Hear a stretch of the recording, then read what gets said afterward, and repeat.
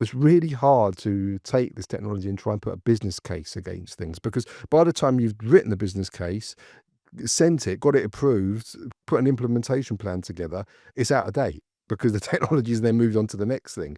So a better way is just to experiment in a safe place with it and come up with proof concepts. Welcome to Data and AI Mastery, the podcast where we bring you cutting-edge insights, practical advice, and inspiring stories from the leaders shaping the future of data and AI across the globe. I'm your host, Raoul-Gabriel Urma, founder of Cambridge Spark, the leader in transformational data and AI upskilling, career development, and progression. In each episode, I will be diving into real-world case studies of companies harnessing the power of AI to drive innovation, reduce costs, and create new business opportunities. So whether you are an aspiring data scientist, AI engineer, or seasoned executive, this show is designed to give you the tools and knowledge to stay ahead in a world where data is transforming every aspect of business. Stay ahead, stay inspired, stay masterful. Welcome to Data and AI Mastery. Hey James, how's it going? Good to see you. Yeah, great, Raoul. Thank you so much for having me on. Really excited for this chat today. Yeah, likewise. I can't wait to deep dive in your story. Also geek it out a little bit about AI in the construction industry. That should be quite interesting.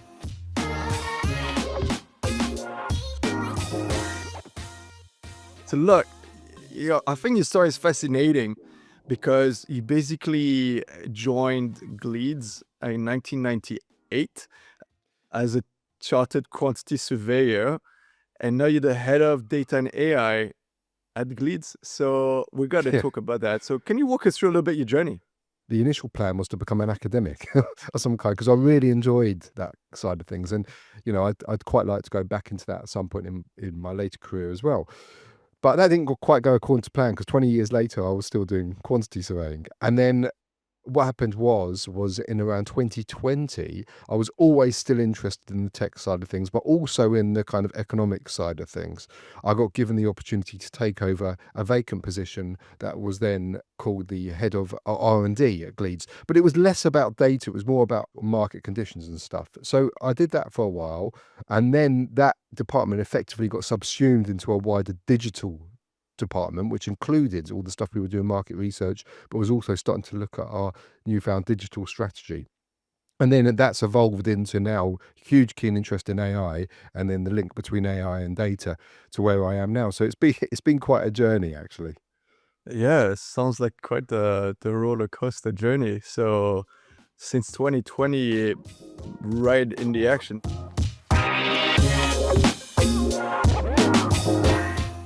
We've got to talk about data and AI, right? So yeah, like what sparked your interest in AI in the first place? And then, what are you seeing in the construction industry? I'd love to hear kind of like, maybe let's have an example of low-hanging fruits that you think that, the industry benefits from. I've always been interested in IT and computers, and just watched with interest through the AI winters, as the AI winters were the time when it didn't look like there was a lot of progress being made. But then the next big moment came, actually, it was in my quantity surveying career, when I did a project for Imperial College in London, who were a big client of ours. And I was lucky enough to meet an incredible man, Professor Peter Chung from Imperial College. He was the head of the electric and electrical engineering department. I was doing a project for him in terms of refurbishment of one of their facilities. And he said to me, we got on quite well, and he said, "Why are you doing it like that?" And I was like, "Well, that's the way we do it."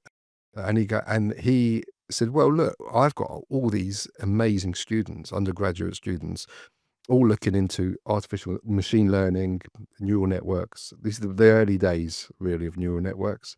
And he sat me down, we went out for lunch, and he explained to me the possibilities. So obviously the sci-fi geek in me kind of kicked in, and I was like, wow, okay, this is coming true. So he said, well, I'll tell you what to do, James. Take a couple of my students. They need to do something called an industrial placement, similar to the sandwich year that I did, but for 3 months.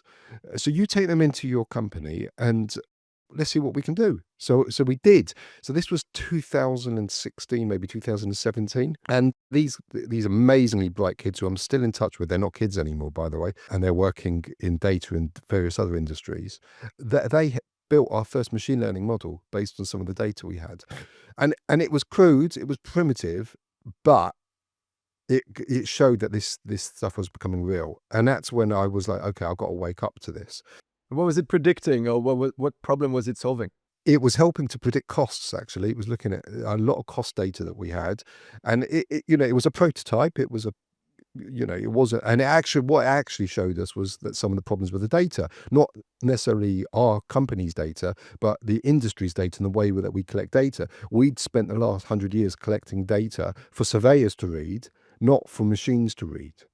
And that's led to a huge mission for me working with the RICS now to make sure that we're collecting data in a standardized way that actually is machine readable as well. And what were some of the challenges? Like, actually, it's quite an interesting point you're making, right? Because like data quality is, of course, a huge issue, and it can impact model performance. So like, what sort of issues or conversions, like mechanism did you have to put in place to make it work?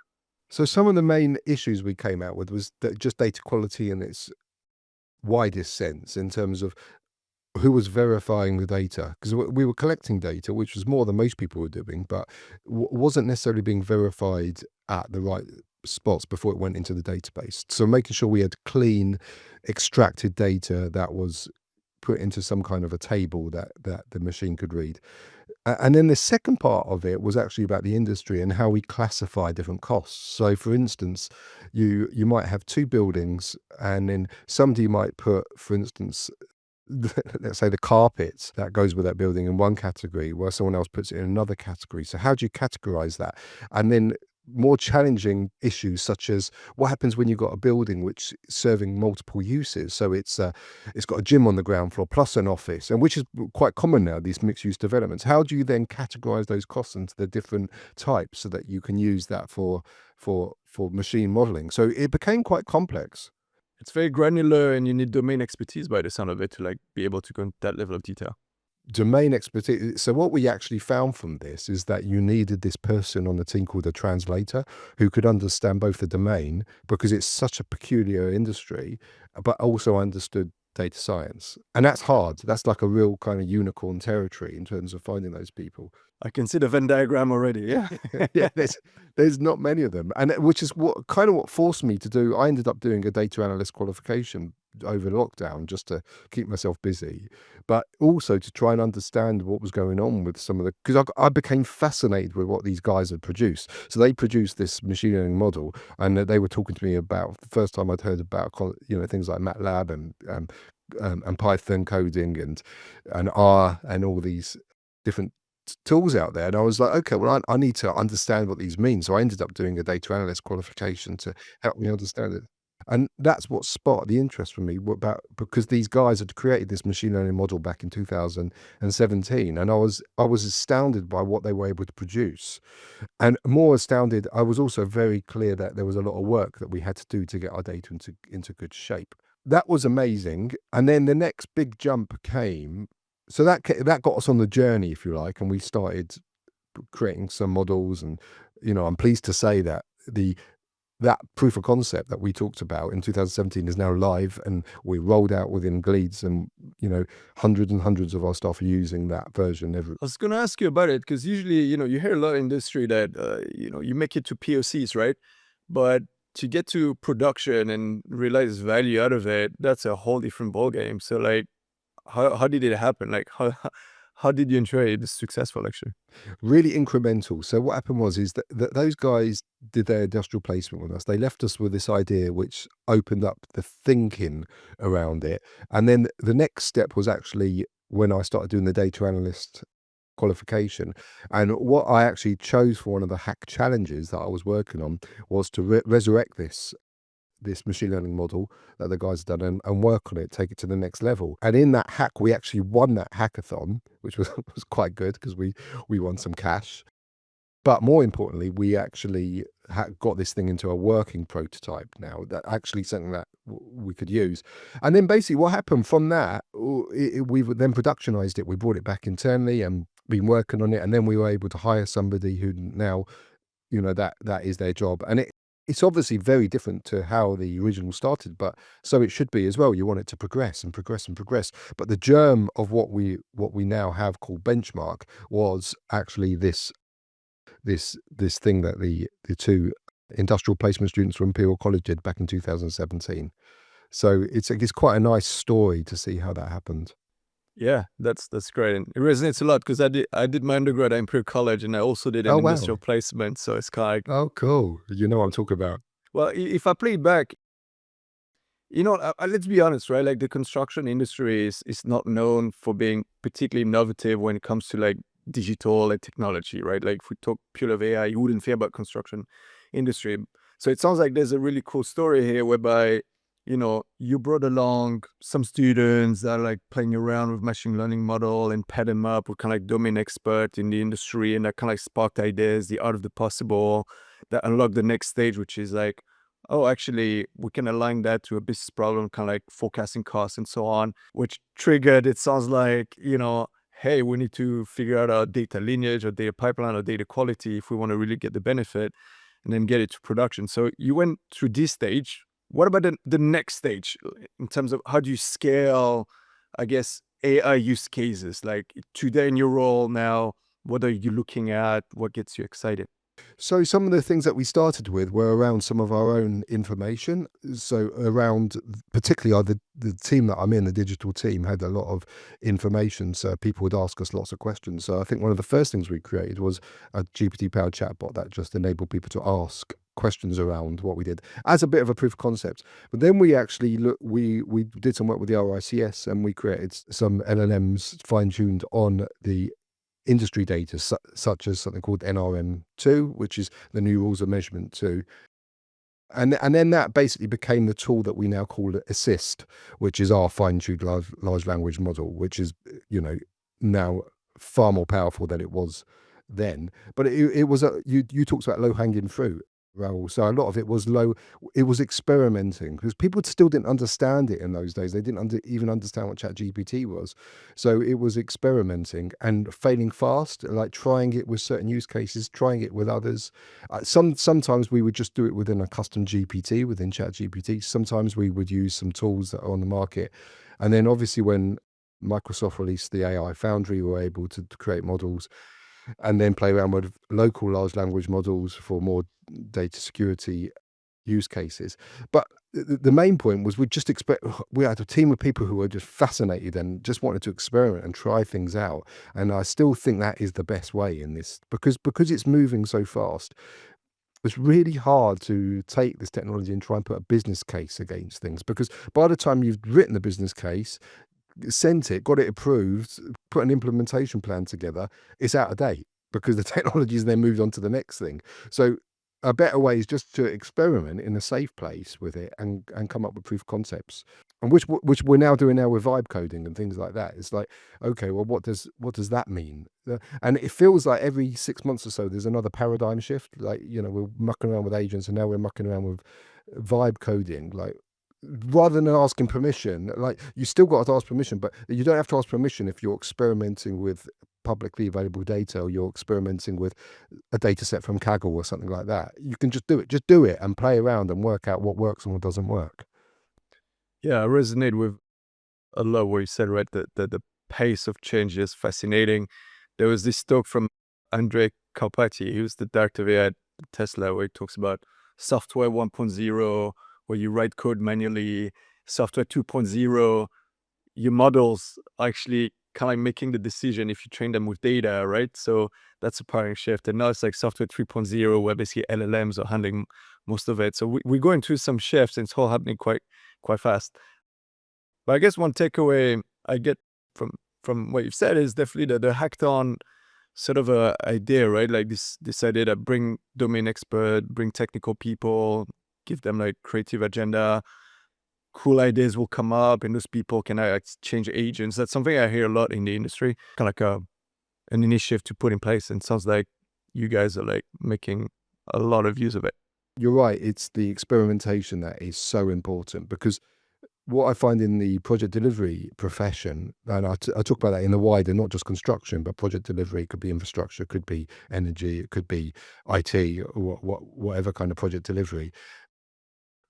A lot of them based on very kind of traditional workflows that some of them go back years and years and years. And that's the difficult thing to break. So you have the danger of people just digitizing a really old process without thinking about the actually why are we doing it like that in the first place. And that's what the hackathon really promotes, is to actually look at the problem statement in the first place and say, don't just digitize what we've done, because probably what we've done for the last 50 years is not fit for the new world. And even if it is there a better way to do it? Got it. You make me think of the innovation dilemma, the whole for like, you can do a faster horse, so you can like look at the car and like experiment with that, It's right? exactly that. It's exactly that. But it's surprising how many people, think that the answer is just to, give a faster horse. It is a problem in the industry, the innovator dilemma, right? Like, do you disrupt yourself if it kind of works and you can do incremental improvement versus reimagine your workflow? I guess it boils down to, funding, priorities, culture. I guess it's tough to like make that happen. So, hey, look, it's quite interesting to hear about, those use cases actually. So we've talked about cost forecasting, knowledge management. And if I take you to maybe a bit more like visionary now, what excites you around what AI can do for the industry in terms of maybe, not sci-fi like Star Trek 20 years time, but what do you see in the next few years that could be kind of like disrupting and beneficial for the industry? It's a really uncertain time, but it is exciting. And I think I was talking to somebody the other day, and it depends what side of bed I wake up on. Some days I'm feeling incredibly optimistic, and other days I feel quite worried about this technology and where it's going to take us. So What if is we, it today? I think I'm feeling relatively optimistic today. You'll be pleased to know, but I will go through some of my concerns as well. But on the optimistic side, I think it's the when we talk about AI, everyone now thinks we talk about ChatGPT, but it's obviously a lot more than that. And it's the congruence of all these different technologies together that is going to rise over the course of the next 5 to 10 years. So, of course, when we talk about AI, it also includes AI enabled robotics. And it also is around things like blockchain technology, which can feed the agents. Because if you've got right, if we talk about agents and like a bunch of LLMs working together and performing tasks, the bottleneck at the moment is the way that it transacts. Because, with all the problems with kind of currency around different regions, territorial regions, becomes a real blocker. But if you bring in blockchain, and I'm not talking about Bitcoin because I know that people get quite emotive about it, but just let's say blockchain and things like stable coins where they're tied to US currency, all of a sudden that can break that bottleneck entirely, because now you can transact within the digital environment without having to take money out into fiat currency. So you've got blockchain. Then of course there's the huge advancements in quantum computing that's going on at the moment. Now, what that will do is it will boost the amount, because another kind of bottleneck on AI advancement is the amount of compute, and then the sustainability concerns that comes with that. But of course, it's a chicken and egg situation, because as AI gets better and better, well, hopefully that will sort of answer some of the questions around quantum computing. And once quantum computing becomes kind of mainstream, then that's going to answer a lot of the compute questions, and that will be self kind of fulfilling in terms of making better and better models that helps with the sustainability challenge in the end. But all these things rise together, right? So what I'm excited about is how agents are going to change our workflow to enable us to get rid of the grunt work so that we can all add more value. I'm really excited about the use of robotics, so an AI robotics enabled workforce in construction sites, because again, talking about bottlenecks, the reason that construction sites are always late and always over budget is because it's dependent on human beings, and rightly so. Things like health and safety come first, right? And then also things like human beings need to take breaks, and they need to sleep, and they need to, they need help when they've got to lift something heavy. Robotics will change all of that, right? So it's not to say there won't be humans on site, but there'll be there'll be like these humanoid robots and different types of robotics to assist them. So I'm quite optimistic that within the next 5 years, we're going to see huge improvements to our productivity within construction, energy, infrastructure because of these advancements. What I'm concerned about, the days that I'm feeling not so optimistic when I get out of bed on the wrong side, is the willingness of the industry to embrace this technology and what happens if we don't. So putting aside the kind of societal impacts of AI, my worry as an industry is that if we don't grasp it and actually make this work for us, then other people will, and we'll lose control of the industry. What I mean by that is software companies taking control. Now, software companies are a big part of it, but I think it would be really, really bad if software companies effectively take control of the industry like they have done in other industries. Let's take Netflix as an example of taking control of the entertainment industry. There's a lot of negative consequences that come with that. There's some good ones, and Netflix maybe is not the best example because they has actually given a creative kind of a renaissance with TV programs. But certainly in the music industry, if you look at Spotify and things like that, it's had a serious negative impact, I think, on what happens in the music industry and the way that artists are paid. So we want to be careful as an industry that we don't fall into that, which is why I'm so passionate about this.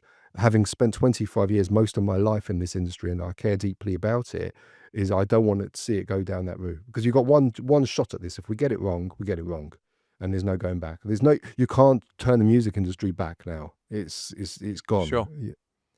That's really interesting. So there's quite a lot of cool nuggets. So if I play this back, next few years is a general opportunity challenge for the construction industry, the project delivery industry to, I guess, be more productive, improve health and safety through the use of AI.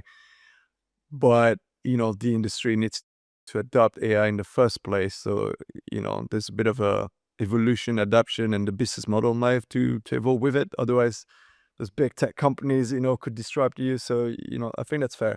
And then kind of like your kind of visionary, if we leap into the future and who knows how long it is, you've got a few interesting ingredients: blockchain, quantum computing, AI. It's like we can see all the seeds, and sometimes the value is the integration, right? Like we've seen this with AI with, I guess the models today are particularly good because we've got lots of data, we've got the hardware and the algorithms, but those were kind of like available and they grew separately, and then boom, the combination make it a big deal. So that future could be fascinating, James.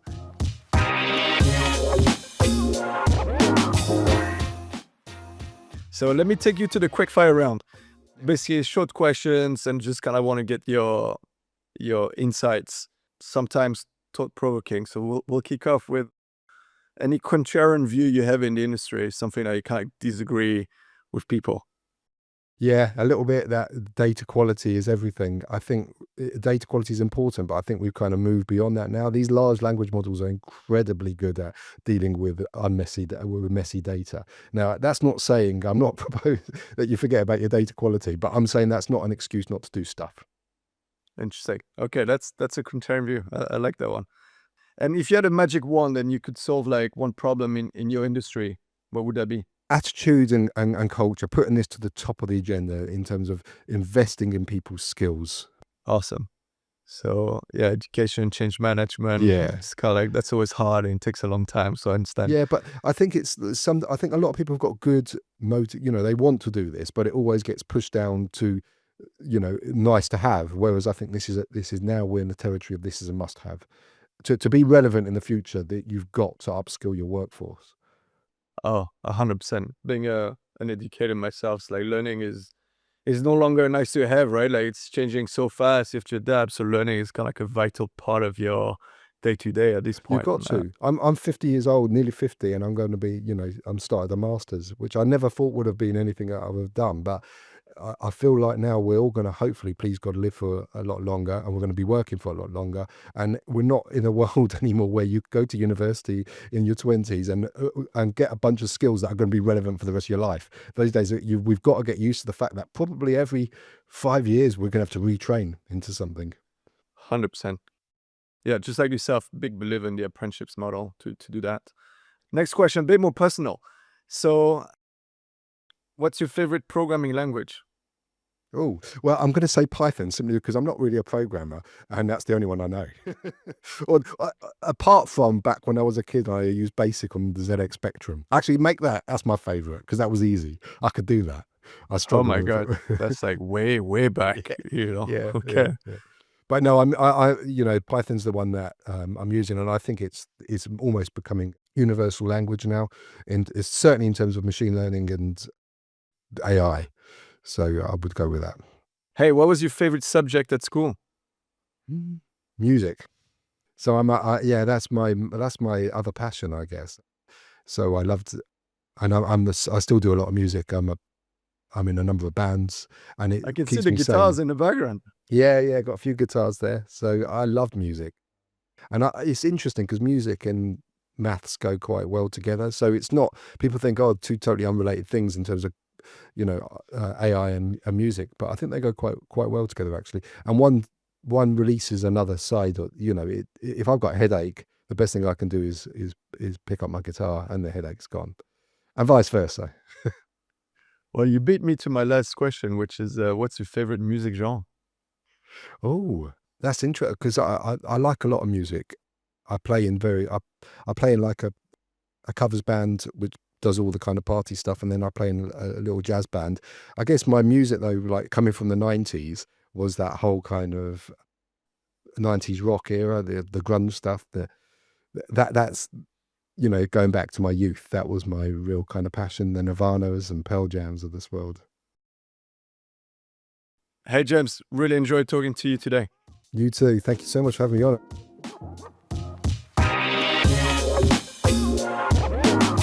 Super cool talking to James. What a really interesting guy, full of energy. We definitely had a great conversation.